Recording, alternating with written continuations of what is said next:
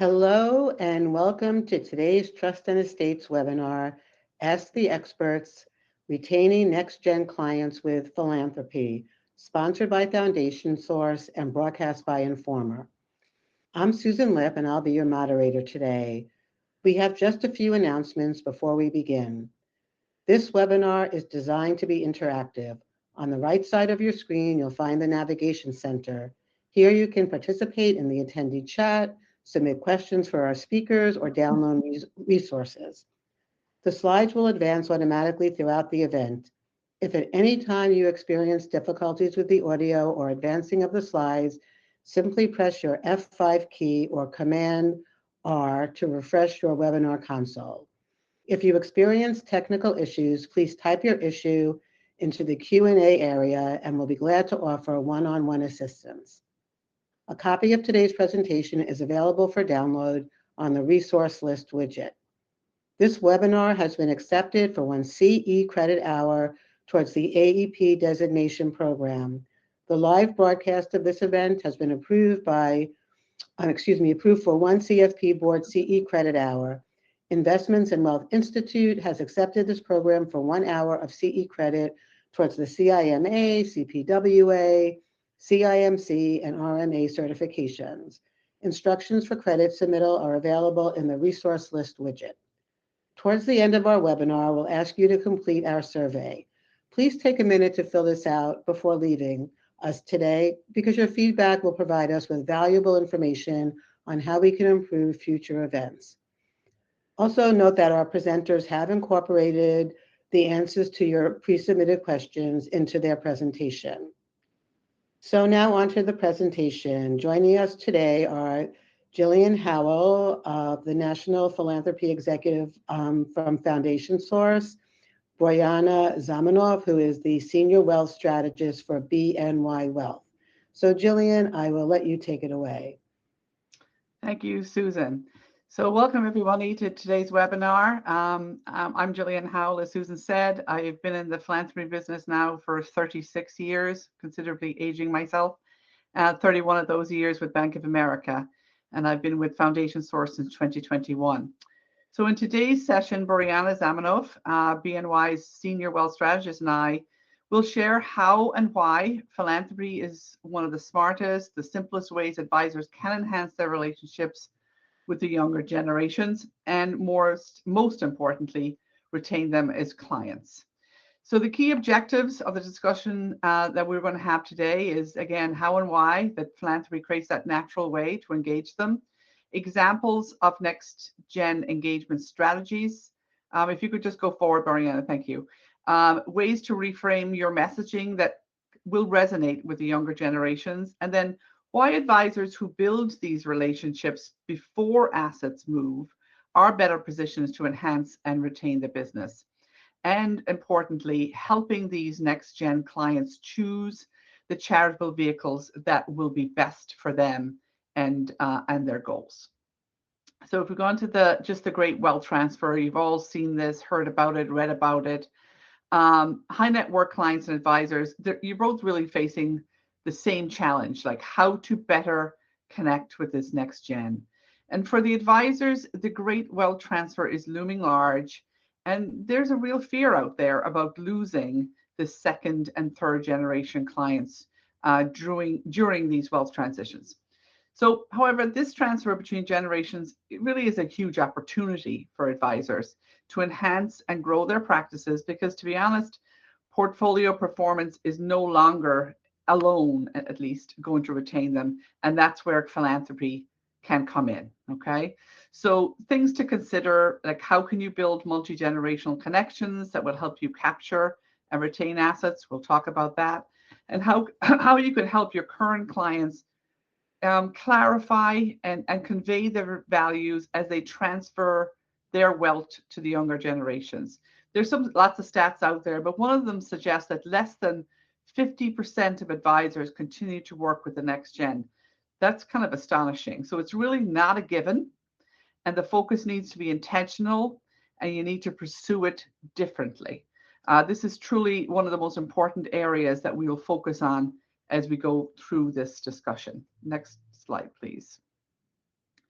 So looking at the 4 generations, so to support advisors in its understanding these really what we call age-based differences, Foundation Source recently surveyed back in 2024 more than 1,700 donors of 4 generations, baby boomers, Gen X, millennials, and Gen Z, and really to understand their attitudes, their perceptions, and their preferences when it comes to charitable giving.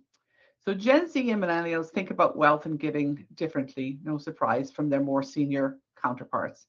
Baby boomers are concerned about building a legacy of wealth that spans the generations, and Gen X is driven really by pragmatic, research-driven approaches, often focused on local and community-based causes. And as they come of age, millennials and Gen Z have faced, they face challenging social, geopolitical, economic issues, and that motivates them to call for kind of grassroots social change. And millennials will show us that they focus their charitable giving on social justice, environmental causes, direct impact, often acting as activists rather than just the donor. And then if we move to Gen Z, they focus their charitable giving on social justice, climate change, equity, local community needs, treating philanthropy as a values-driven digital-first movement. So they prioritize transparency and they want measurable impact, and that's key. Often they favor volunteering, crowdfunding, social media advocacy over the kind of the traditional financial donations. And they really look to be change makers. And that's an important point, and we'll continue to kind of have that theme through our discussion today. Next slide, please. So this is just a quick one just to show you that regardless of the generation, the top motivation for giving is having a passion for the cause or the issue. And similarly, all generations have the same top 3 giving goals. They want to improve their community, they want to help create a better world, and they want to have impactful change to a cause. And they want to measure it, especially in the Gen Z and the millennial area. So moving on to the next slide, please, Boryana. Understanding and resonating with the next gen. So if you want to really connect with today's younger generations and you want to earn their trust, it's helpful if you really understand what motivates them and what inspires them, if you will. This generation is proportionally more involved in philanthropy from a younger age because they're learning from their parents, and they expect to have greater involvement in the future. And 63% of them cite family as a primary motivator. That's important. They believe philanthropy is a powerful way to effect meaningful change in the world. Their drive, again, is for impact, and they want to forge relationships. They want to enhance and leverage their experience. They kind of want to touch it. They want to feel it, if you like. And volunteering is obviously a prime example of that. And they see themselves as activists. They see themselves as advocators. They see themselves as change makers. And they really engage, I think, with causes rather than institutions. And they're very influenced by decisions and behaviors of their peers. And think giving circles there, and we'll talk a little bit more about those. They believe philanthropy can benefit society when they're older, while their older or counterparts, I guess, mainly see it as a tool for kind of legacy building. So this is the key to remember. I think advisors and the current generation and parents need to give up really on what they think the next generation or their kids should be doing related to philanthropy. It's not about getting into their parents' philanthropy, even though they will be influenced by it, but rather about engaging them in a relevant way where their interests and their passions and their values that are really transmitted by their parents, but understanding that they will manifest themselves in oftentimes completely different ways. But the great thing about philanthropy, and I've seen this in all the years I've been in it, is that it really is like a huge room with many doors in which to enter it. We just need to help them. You do as advisors, to find that right door for them. And that is where you will play a huge role and could play a very pivotal role. And then also your clients, regardless really of which generation, are not looking for you necessarily to be the subject matter expert on philanthropy. That's important too. It's perfectly appropriate and really often expected to engage the experts in the field, such as Foundation Source or the great team that we partner with at BNY. So looking at the next slide, please. Next gen investment strategy. So then, how can you help them?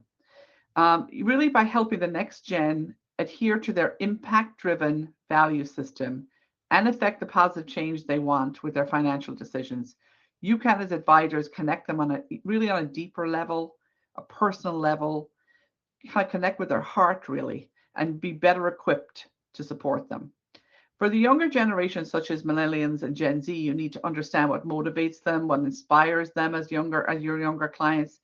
They, again, just re-emphasizing, they embrace this collaboration, the innovation, the partnership, transparency, and they place greater emphasis on solving those root problems in addition to addressing immediate needs. Also, you should consider encouraging clients to determine that charitable focus, one that aligns with their interests and values. And that's hard to come by and hard to do right. And so that their giving is strategically directed to affect that change that they most care about. And this is also a good time to identify any of those disconnects between the generations when it comes to their values and help them find what that common ground is. There always is. So these generations, they really see, I think, philanthropy as a value and a verb. So think time, talent, treasure. They leverage all of these into action and they really assign equal value. So it's not always about the treasure, where it can be more with the boomers and the Gen X. They do a lot of focus on the time and their talent and how they can kind of exploit it or leverage it to help their causes. They want to touch it, like I said earlier. You can discuss with them the merits of this hands-on philanthropy, such as volunteering, working for a nonprofit. They could also run their own charitable activity. They can do that within their private foundation. A mentoring program for children in disadvantaged neighborhoods. Start a business with a mission of sustainability that pledges a percentage of the profits. Millennial and Gen Z want to make it personal. 63% say they want to make it personal, and they give based on passion and values. Next slide, please. This just really shows how they participate, how these generations participate. And then all of the generations obviously give financial and in-kind donations, but baby boomers primarily give financial contributions. And conversely, then the three younger generations, Gen Z especially, give less money, but volunteer more. And that's where we should think about how can we help them with that.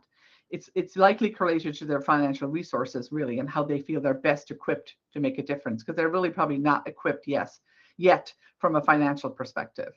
And the most popular term used by all of generations when asked how they see themselves and what they aspire to be in the future is the word givers. They use words like volunteer, advocate, change makers. Those terms are cited more often by the Gen Z and millennials than they are by the Gen X and the boomers. That's a good chart to see. So as we move on to the next slide, please. How knowledgeable is the next gen about giving strategies? And I think this is really illuminating.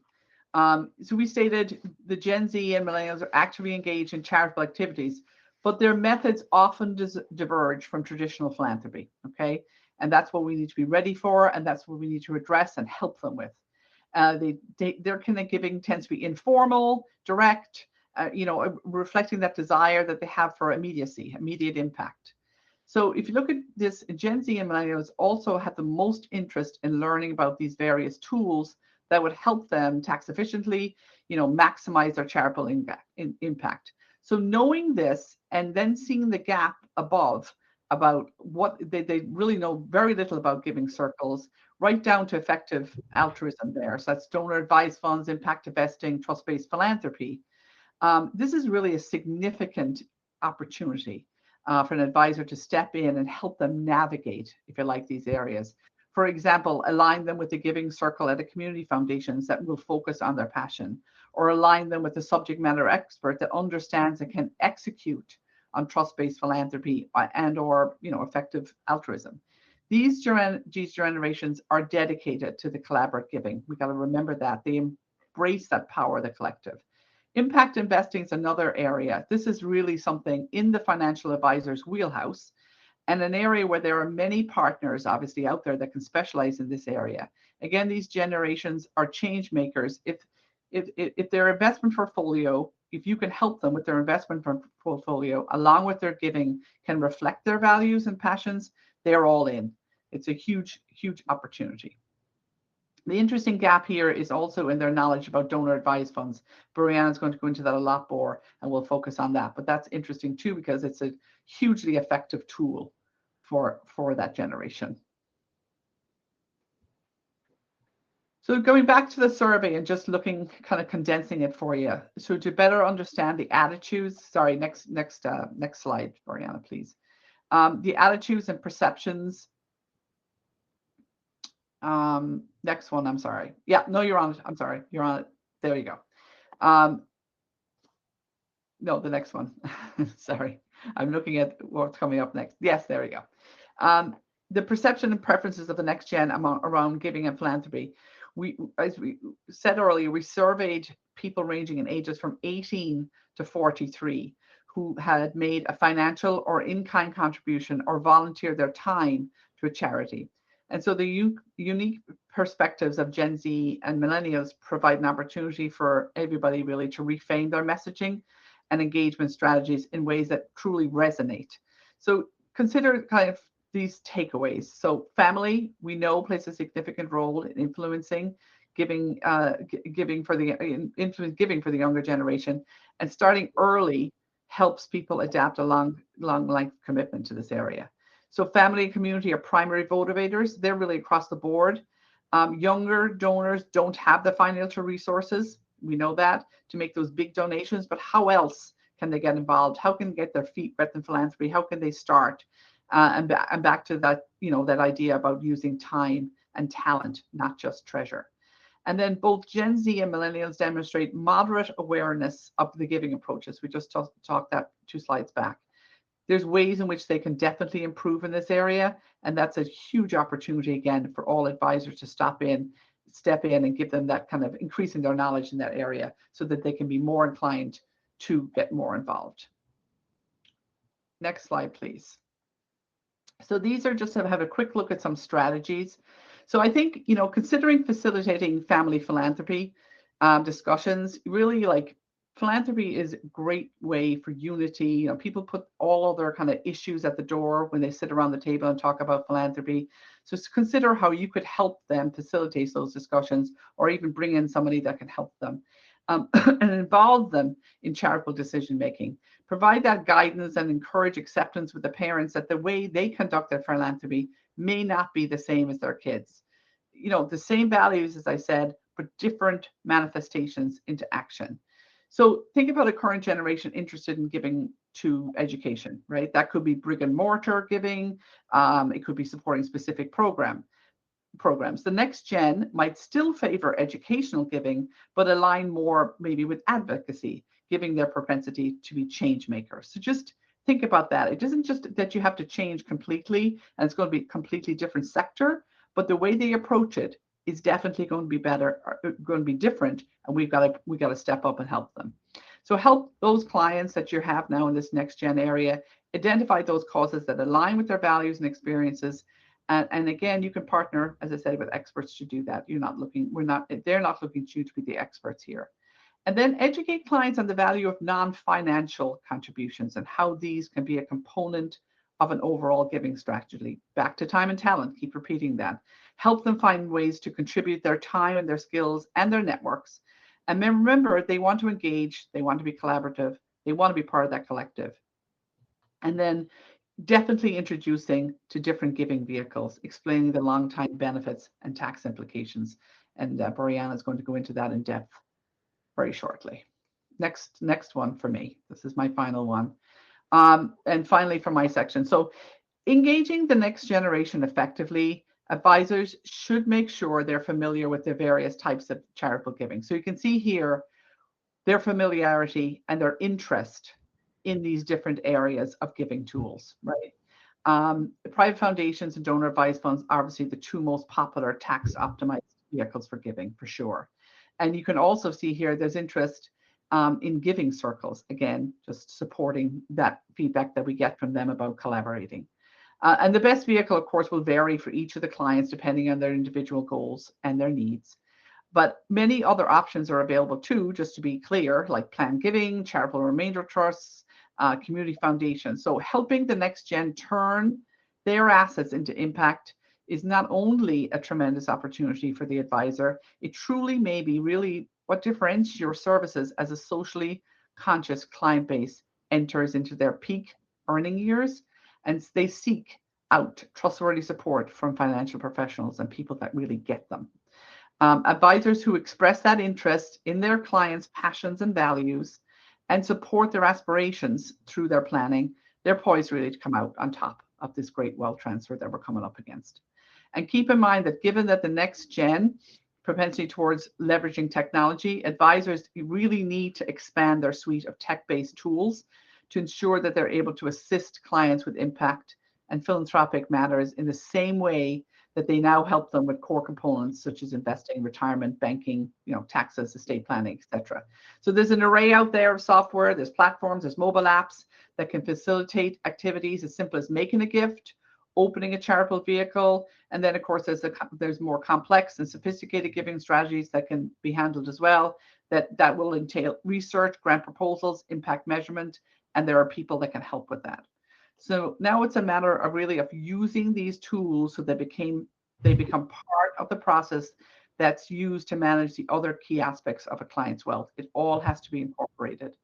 You want to be able to look at the client's complete financial picture on their portal or dashboard so that they can help with charitable assets and transactions the same way you do with a client's retirement accounts. Likewise, the clients would also have access, it's not just you, access to the technology as well to conduct their own research, view their own accounts, and initiate those impromptu gifts. So, within your firms or within anything that you're aligned with, think about that too and how you can leverage technology the best. So now we're going to take a closer look at some specific philanthropic vehicles that advisors should be versed in if they're not already. And I'm going to turn the presentation over to Boryana to continue. So thank you. Thank you so much, Gillian. I'm Boryana Zamanoff. I have spent the last 22 years working with high net worth, ultra high net worth individuals and families. Philanthropy is one of my favorite topics and areas to engage with those clients on. My background is as a lawyer at a large national firm, and I have spent the last 15 years of my career at BNY Wealth. So as an advisor, how do you stay relevant to Gen X, Millennial, and Gen Z clients? And please keep in mind that I'm going to provide the more technical or legal lens to a lot of the philanthropic ideas and directions for the NextGen clients that Gillian just shared. So with the boomer clients, the parents' generation, the conversation may have started and ended with tax strategy, right? I have a lot of wealth. I don't want to pay a ton of tax, whether we're talking about income or state tax. And so the conversation with the parent generation is, how do I optimize my charitable deduction? And there's nothing wrong with that. And certainly younger clients are motivated by minimizing their taxes as well. But for the NextGen clients that have this shifting landscape of interests and priorities, the shift from a tax strategy may be to impact strategy or tax plus impact, right? And I think advisors have to be fluent in both of these things. As Gillian shared, younger clients want to engage in more hands-on philanthropy, participate in the philanthropic endeavor.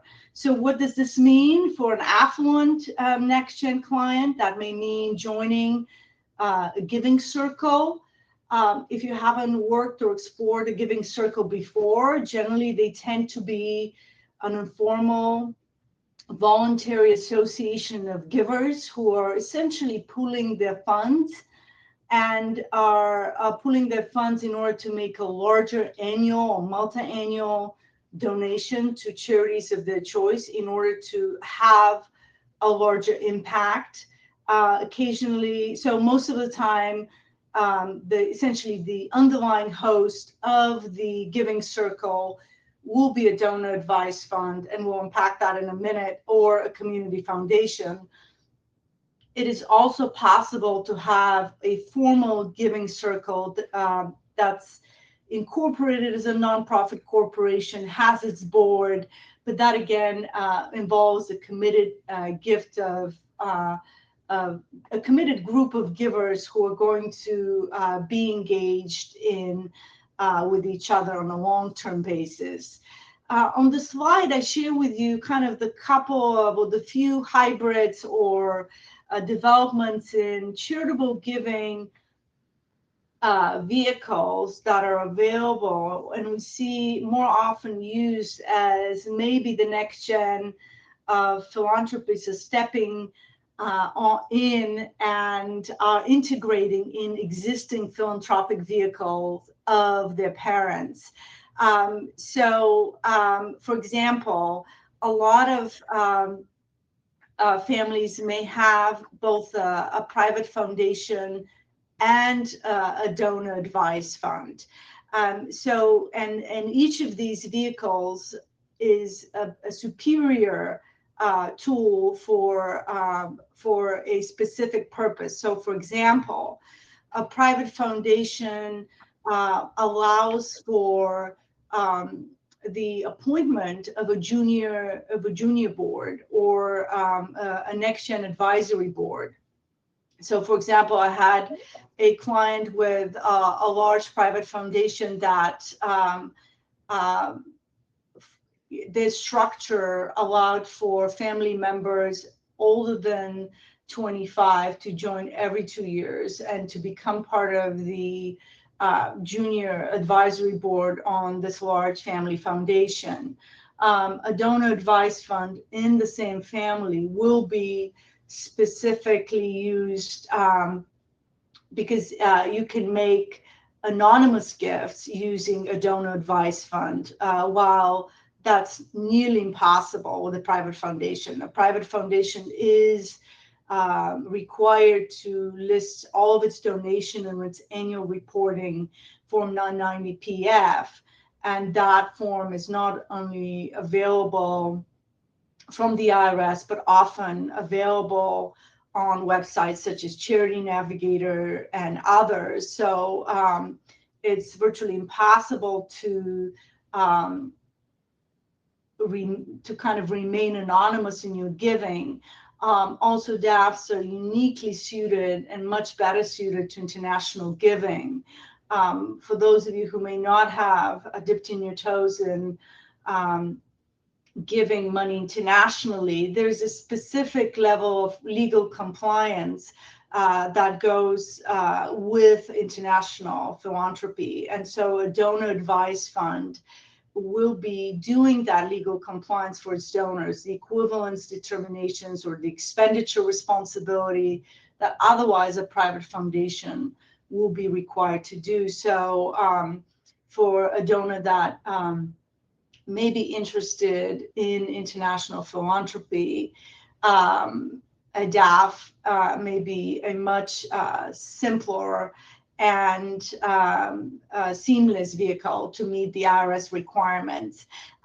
Before I go on, we know we have a lot of audience members today. Please submit your questions as our presentation is going along so that both Gillian and I can address what's top of mind for you as you listen to our presentation.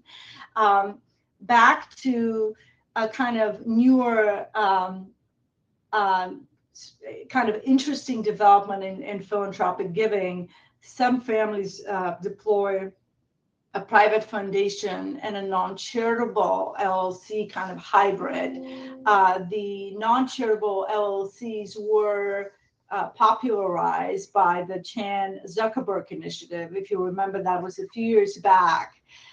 when they announce that they have a non-charitable LLC, right? I mean, a non-charitable LLC is essentially just a public commitment that you are dedicating some funds or assets to the activities of that family's philanthropy.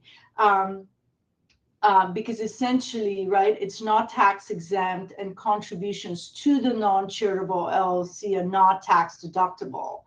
The flip side is if you have a non-charitable LLC, you're not bound by the numerous requirements that face private foundations, right, or other charitable entities. So you don't have a public disclosure requirement, you don't have a set giving requirement. As you know, in the private foundation world, you have to give a minimum of 5% of your fair market value assets every year. So non-charitable LLC could be kind of an interesting add-on vehicle for clients who are looking to do maybe some policy or advocacy, or even go a step further and invest in social enterprises. I feel compelled here to mention 501c4 organizations because while they have been around forever, there is kind of renewed interest in using them. So a 501c4 organization is a tax-exempt organization which is organized to promote some aspect of social welfare. So I will give you an example of long-standing and existing 501c4s. Most Rotary clubs are 501c4s. The Sierra Club is. The National Rifle Association is a 501c4. The American Civil Liberties Union is a 501c4. So they're tax exempt, but the contribution to them are not tax deductible. So as a result of essentially the lack of deduction, they're allowed to do things that 501c3 organizations are prohibited, such as, again, kind of politics adjacent work is what I think about it. They're not allowed to coordinate directly with candidates' campaign, but they're allowed to lobby on a particular issue or to endorse candidates that are advocating or supporting issues that are important to that particular 501c4 organization.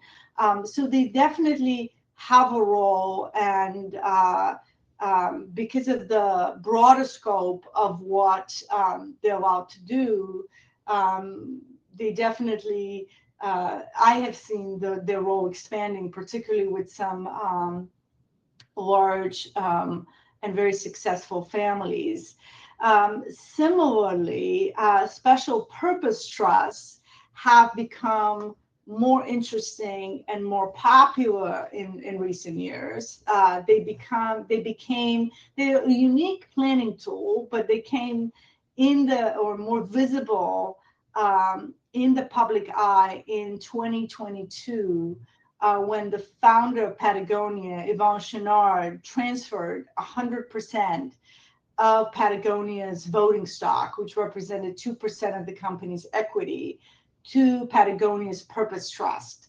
And that trust is established to essentially, in perpetuity, safeguard the company's commitment to environmental stewardship, employee welfare, and responsible business practice and business practices. So it acts as a trust in that it's incorporated under the laws of particular jurisdiction. And there are just a few jurisdictions that actually have special purpose trusts under the existing laws. But Delaware is a common jurisdiction. So it is a trust in that it is governed by an irrevocable trust document. It has a trustee. I know BNY in Delaware is serving as trustee of a couple of brand new special purpose trusts.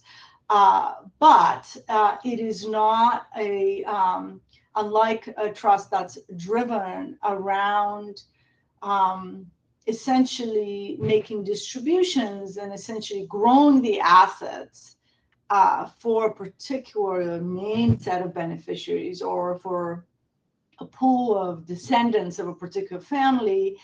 A special purpose trust essentially owns and operates either business or other assets to advance certain values as opposed to benefit specific beneficiaries. So one final note on Patagonia is that the remaining 98% of Patagonia's non-voting stock was transferred to the Whole Trust Collective, which is a 501c4, which we just talked about, and where that 501c4 receives the profits from Patagonia's non-voting stock and uses them again to advance and promote the initiatives that have been important to Patagonia's founders, such as environmental and social initiatives, rather than distributing those profits to the shareholders. Next slide, please. I'm going to talk briefly and kind of very high level about a couple of the most common continuing legal strategies that are used, that both Gillian mentioned in her remarks and I've already mentioned several times: private foundations, donor advised fund, and I will mention briefly charitable remainder trust, and kind of to highlight what's new here, right? Private foundations have been around forever. They tend to be preferred by clients who both have significant assets to allocate, right? You probably want to have at least $1 million or $2 million to start a private foundation. You have to get your tax exempt status, generally some legal startup costs and ongoing compliance. But for clients who have the assets, want to have control over the philanthropic efforts and want to continue having this philanthropic vehicle in the family, whether they're going to have this advisory or junior boards, or they want to perpetuate a charitable giving mission, private foundations are continue to remain popular, and I see clients starting them every year. An important reminder here that applies to both contributions to private foundations and donor advised funds, that as of 2026, under the OBBA, right, when donors make contribution, the first 0.5% of a donor's adjusted gross income is non-deductible. So that means that certain threshold amount will be non-deductible for most donors. Therefore, for donors who may give sporadically, we're really encouraging them from a tax perspective to do bunching and to do more contributions in certain years, if possible, right, to their private foundation or donor advised fund, and maybe not give the following year, because if they just make a few $100 gifts and maybe they're high earner, that those donations may be non-deductible entirely. There are also new caps on the deduction value of the donations as to high earners, those deduction caps are lower than what was available in 2025 and prior years. But let's talk for just a second about the features of a DAF. Gillian, next slide, please. And while we're changing slides, the DAF remains kind of the a vehicle of choice as clients are looking to just get the running with their philanthropy. They want to start making donations right away. Maybe they have a little bit of appreciated stock that they want to put in a donor advised fund without realizing the gain individually. And there are many platforms that support donor advised funds with very low minimums. Fidelity has one, BNY has a DAF, many others have DAF capabilities on their platforms, but DAFs remain inexpensive, easy to administer, again, superior when it comes to anonymous giving, international giving, and generally suitable for clients who don't have a ton of time or resources to allocate. So they are superior and essentially outgrow the level of private foundations as kind of new donor advised funds being started on an annual basis. And on to charitable remainder trust. Boryana, can I just ask one quick question here, just because I had a thought. We see a lot of clients using both, and there's advantages to using both, donor advised funds and a private foundation together. Can you comment a little bit on that? Or I can too, but I think that's a good thing, especially with this NextGen, the ability to give anonymously to a donor advised fund, but then kind of have that more outward facing private foundation. But there is advantages to both, correct? Both. There's certainly, there are people who want to be recognized publicly, or their family wants to have naming rights, or a scholarship fund with their alma mater. Private foundations remain the vehicle of choice for creating this long-term philanthropy or gift giving in a family, or larger institutional gift, or even negotiating, more institutional level grants. DAFs are quick, easy, again, anonymous.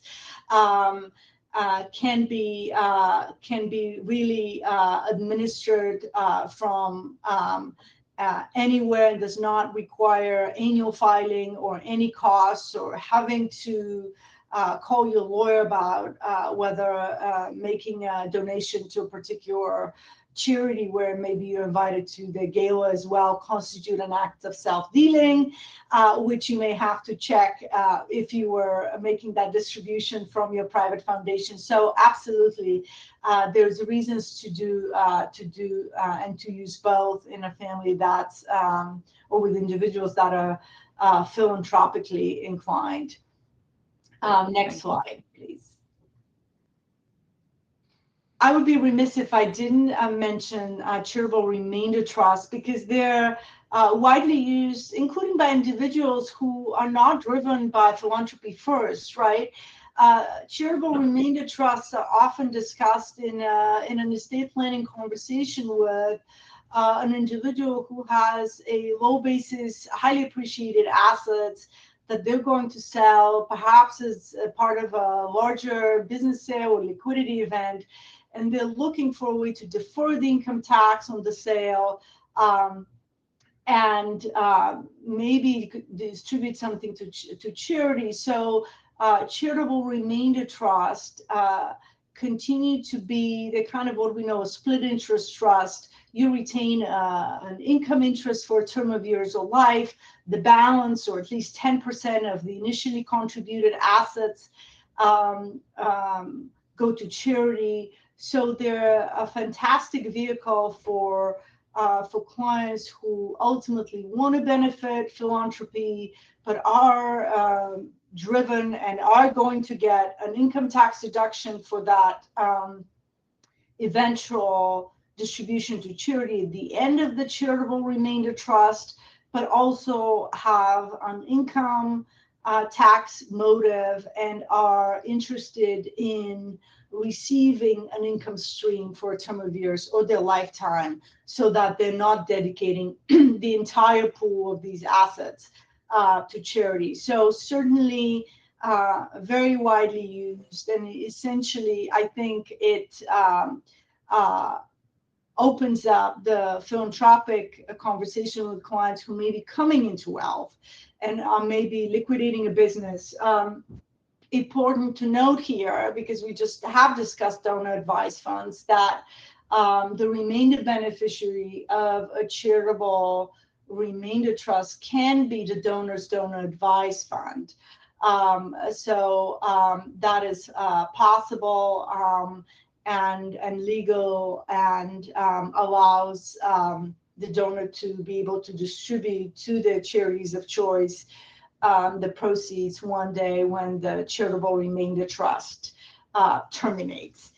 Shifting gears here, if you would, Gillian, to the next slide, to talk about a little bit about responsible investing, which has become interesting and popular with clients, and it's sort of the responsible investing kind of combines both motivations, right? A financial return and a broader impact. So it's possible that the clients maybe have just a DAF or a small private foundation, or maybe they're just joining a giving circle, but they want to do good with their investment portfolio. And we have had clients at BNY who come to us with the mandate. I want to be a responsible investor. Show me what are the options here, right? So as you see on these circles, the options are abundant in the current investment environment. We can screen for specific companies or industries and exclude them. We can focus on companies where the environmental, social, governmental practices are highly rated. They're companies that rate companies on a variety of these criteria and provide various ratings about how publicly traded companies measure. Clients can sometimes focus on either sustainable or impact funds that are driven by what's the purpose of that fund. We've seen in recent years now, not so much with the change legislation, but let's say in the last 5-7 years, right? Renewable energy was very interesting and attractive to a lot of clients, affordable housing. So there is a lot of ways to design or tilt an actual portfolio to match a client's interest and appetite to have or to tilt their investments towards one of these or all of these criteria. Next slide, and I think that's the last slide for me. It's really a brief case study about working with a private foundation client where we were not only kind of helping understand their mission and what the structure to support, but we essentially, with the help of our investment colleagues, designed a portfolio that advocates and really pursues these environmental objectives that were part of their overall charitable purpose. And this foundation was essentially able to double the impact by not only making grants to support environmental charities, but also design and have a portfolio that supported similar causes, to the extent that those causes also aligned with their investment objectives. Lots to explore with clients as advisors in the philanthropy space, both on the softer side, what motivates people, what gets them excited about philanthropy, but also what are the vehicles and the tools that you as advisors should have some familiarities in the toolbox to talk to advisors at the beginning or in the middle of their giving journey and help them accomplish their goals. And with that, I think we'll open it up to questions. Yes, okay. Well, thank you, Gillian and Boryana, for that great presentation. Now we are going to move on to the Q&A portion of our event. And as a reminder, to participate in the Q&A, just type your question into the text box located to the right of the presentation window. And if we can't answer all submitted questions during today's webinar, we'll be sure to share them with our speakers who can reply to you offline. So let's get to the first question. I think this one is for Boryana. How can philanthropy be used as a tool to teach financial stewardship to heirs? How can advisors help? Great. Thank you, Susan. I think the philanthropy is usually used as training wheels, right, for opening up the financial stewardship conversation, or let's start thinking about how we use our money. And it's an easier conversation to introduce to younger family members, as young as teenage years. And it's as opposed to talk to them about the trust that Grandpa established, or how large distributions they will be receiving when they're in their early 30s. So, and this is a conversation that at almost all levels, an advisor can help facilitate, right? To be a part of a meeting with the NextGen, sometimes with the entire family, and talk about, what are you excited about? What do you want to support? What are the available funds to support it with? And really encourage people to think about encourage clients to think about engaging their younger family members in a conversation that's both about wealth and philanthropy and specific dollar amounts, and what are the values that we as a family want to support.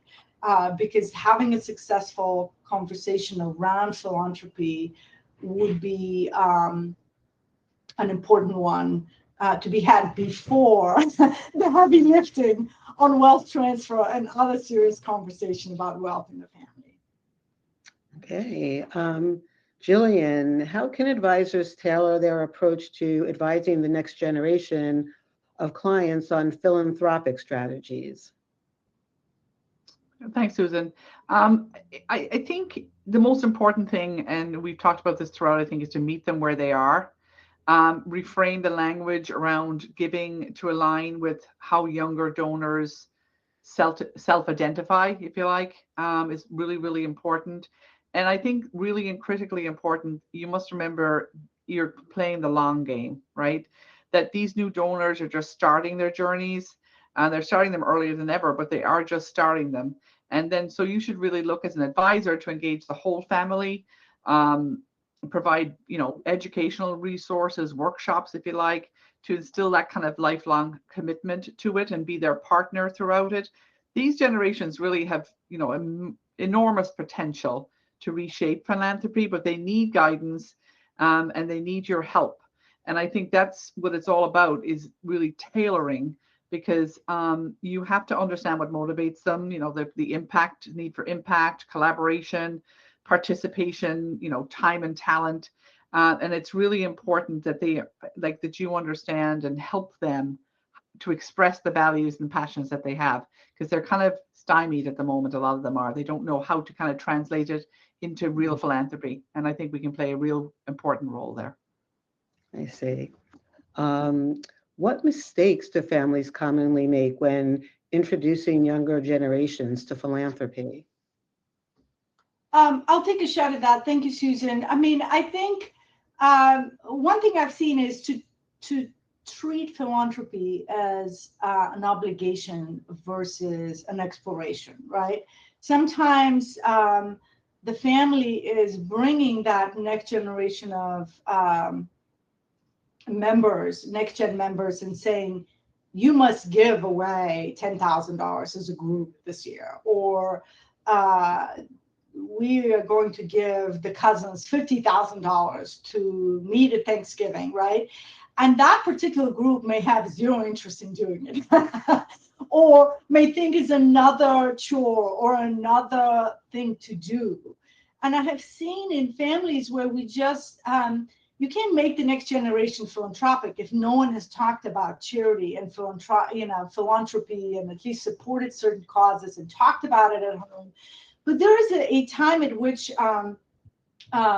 that conversation, and that if the family itself is philanthropic, there will be an exploration and a context, right?